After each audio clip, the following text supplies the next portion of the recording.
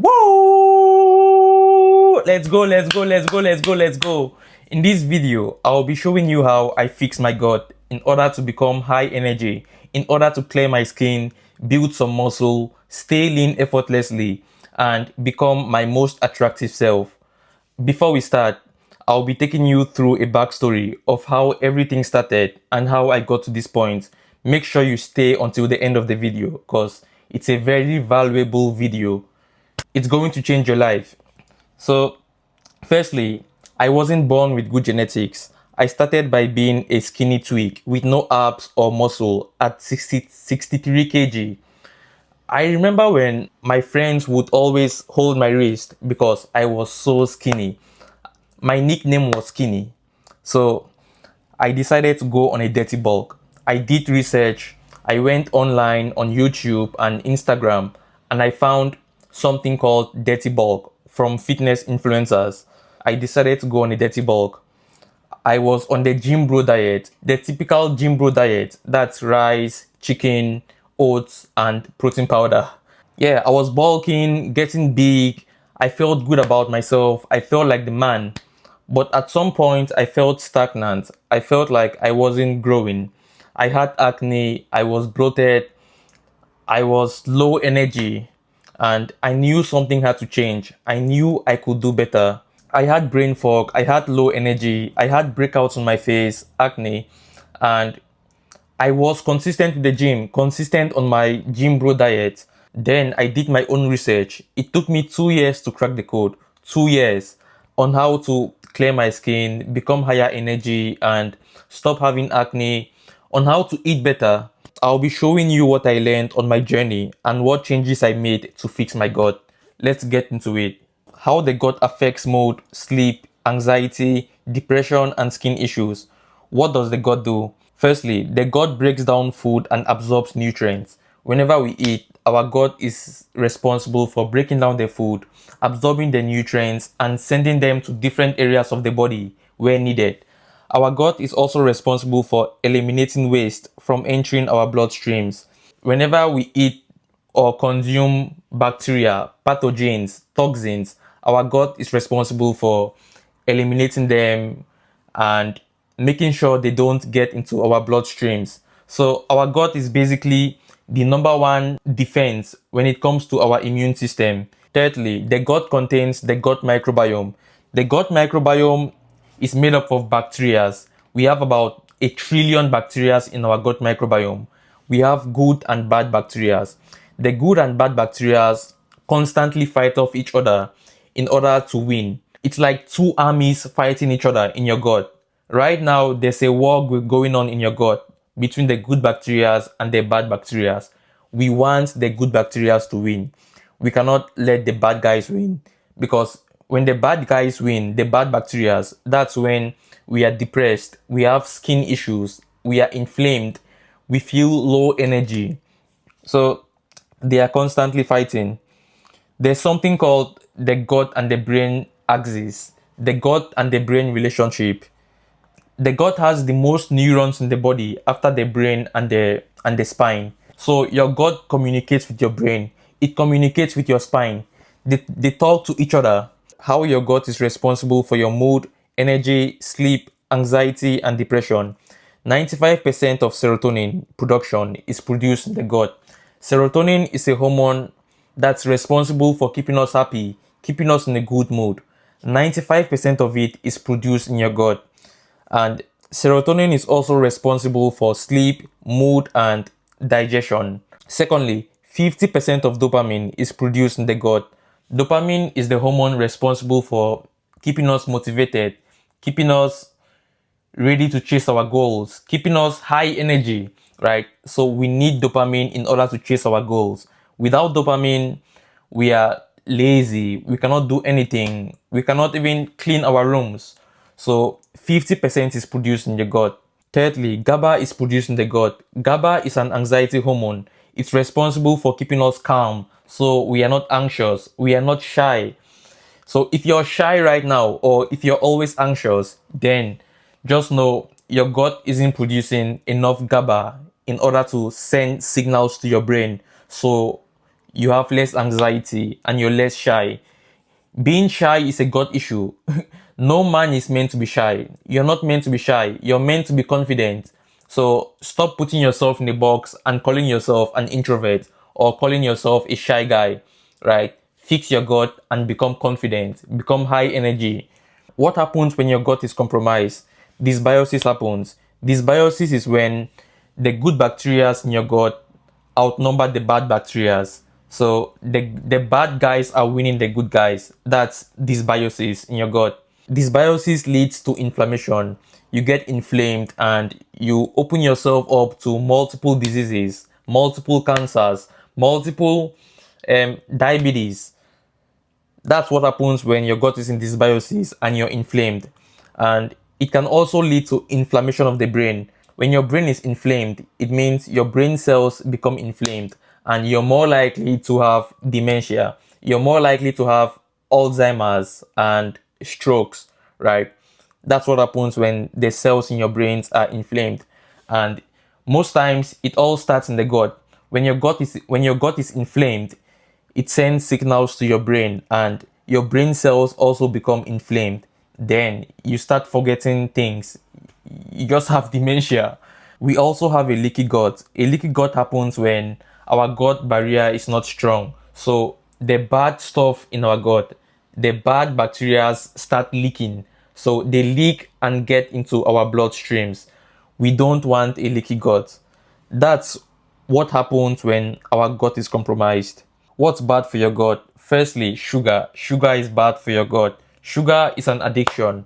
Sugar feeds the bad bacteria in your gut. It multiplies the bacteria. So if you're trying to kill off the bad bacteria and promote more of the good bacteria and you eat sugar, there's no way you can win because you're multiplying the bad guys. Secondly, refined carbs are bad for our gut. Pasta, cereal, white bread, brown bread, croissants. Something about refined carbs is they go into your blood and they turn immediately to sugar. So they make your body to produce too much insulin where your body is constantly trying to clean up the sugar in your blood. So refined carbs are not it. Antibiotics are bad for our gut. It's in its name, antibiotics, antibacterial. It goes into your gut and destroys all the bacteria, both the good and the bad bacteria. So never take antibiotics unless you need to, right? Let's say you have a small wound. You don't need antibiotics. But in case you got into an accident or you got into something fatal, something serious, then you need antibiotics, of course, because antibiotics, it's a lifesaver sometimes. But unless you need it, no antibiotics. Then conventional meat. Conventional meat is the meat found in grocery stores. They don't feed them grass. They feed them GMO corn and soy, genetically modified corn and soy. So what happens is when they feed them corn and soy, at some point they get sick because cows cannot digest corn and soy. They get sick. And when they get sick, the organizations feed them antibiotics so they don't die and they can make it to slaughter. So if you're eating meat that's not grass fed, just know at some point it got sick and after getting sick, it got fed antibiotics and the antibiotics get stored in its protein, in the cow's protein. So when they slaughter the cow and kill the cow and they bring to your grocery store, there's still antibiotics in the meat. So you need to be eating grass-fed meat. You cannot eat conventional meat. But grass-fed is kind of expensive. If you can't afford grass-fed beef, then just eat your conventional meat, right? There's nothing you can do. But if you can, try to get grass-fed. Because sometimes I eat conventional meat. It's not every time I eat grass-fed, but I try to eat grass-fed. Alcohol is bad for our gut. It kills the good bacteria. Artificial sweeteners and flavors bad for our gut. That's diet coke, diet pepsis. You think they are super healthy because there's no sugar in it. Of course, trying to eat less sugar is good, but if you decide to eat artificial sweeteners, you're not doing any better because you're still messing up your gut. So no artificial sweeteners, no artificial flavors. Whenever you're buying something, read your labels. Anti-nutrients. Anti-nutrients are bad for our gut. That's oxalates, phytates, lectins. They are found in certain vegetables and they stop us from absorbing minerals, from absorbing certain nutrients our body needs to function. Processed foods. Processed foods is bad for our gut. What we need is single ingredient food that comes from nature, that comes from God, not something made in the lab. What's good for your gut? Woo! Probiotics. Probiotics is the good bacteria in your gut. So, in order to feed the good bacteria and multiply them, we need to consume foods that contain probiotics. These foods are kimchi, sauerkraut, that's fermented cabbage, fermented yogurt, kefir, also fermented cucumbers, gherkins. Secondly, prebiotics. Prebiotics are high fiber plant based foods. Prebiotics is the food for your probiotics because your good guys, your good bacteria need food in order to fight the bad bacteria. So you need to feed them plant based high fiber foods. That's your berries, your apples, your is this oats? No, hell no, not oats. Your berries, your apples, and your beans. Any high fiber plant based foods is a good source of probiotics. It's a good it's a good source of prebiotics. Sorry. Healthy fats and omega 3s. That's your avocados, your extra virgin olive oil, your coconut oil, your sardines, your mackerel, salmon, anchovies. Dark chocolate. Dark chocolate contains a lot of polyphenols. It's rich in antioxidants. It's good for the gut. Choline. Choline is found in egg. Choline repairs the gut lining and it's good for our brain. Also, egg contains cholesterol, which is good for hormone production. So we need to be eating our eggs. Liver. Liver is good for the gut. Liver produces bile, which helps in nutrient absorption. It helps our gut in grabbing all those nutrients. Bone broth. Bone broth is one of the best soups you can ever eat. You can literally make your own bone broth at home. Buy some chicken bones or buy some beef bones and boil it. I don't know the recipe, so check online how to make bone broth at home. Or you can buy the ones in grocery stores, whichever you choose. Matcha, green tea. Matcha is good for your gut. These are the foods I eat. I eat eggs. The reason I eat eggs is not because of protein, because an egg contains about 5 to 7 grams of protein, meaning you'd have to eat a lot of eggs in order to get a decent amount of protein. The reason I eat eggs is because of choline and cholesterol. Choline, which is for the gut lining and our brain, and cholesterol for hormone production. I eat sardines, omega 3s for the brain, for the heart, and for the skin. I eat beef, lean beef. That's about 5% fat beef. Sometimes it's grass fed, sometimes it's not grass fed. I eat white potatoes and sweet potatoes. How I make my potatoes is I slice it up, I boil it, and after boiling, I keep in the fridge overnight. I store in the fridge, and whenever I'm ready to eat, I take the potatoes and put in the air fryer. What happens is the potatoes becomes a resistant starch where it creates an enzyme called butyrate. Butyrate is bad. Butyrate is good for your gut. So that's a good way to make potatoes. I eat Celtic sea salt.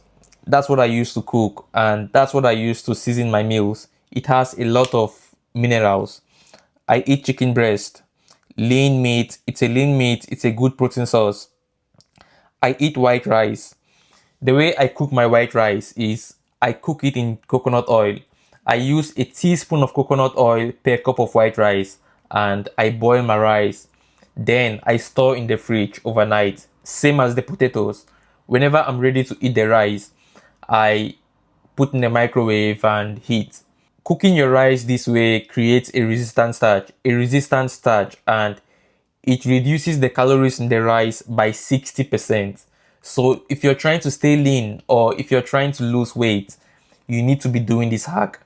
Cook your rice in coconut oil, a teaspoon of coconut oil per cup of white rice, and cool. Whenever you're ready to eat, you heat it. Sourdough, I eat sourdough. sourdough is good because the gluten in the sourdough is fully fermented as compared to white bread or brown bread. If you're eating bread, it needs to be sourdough.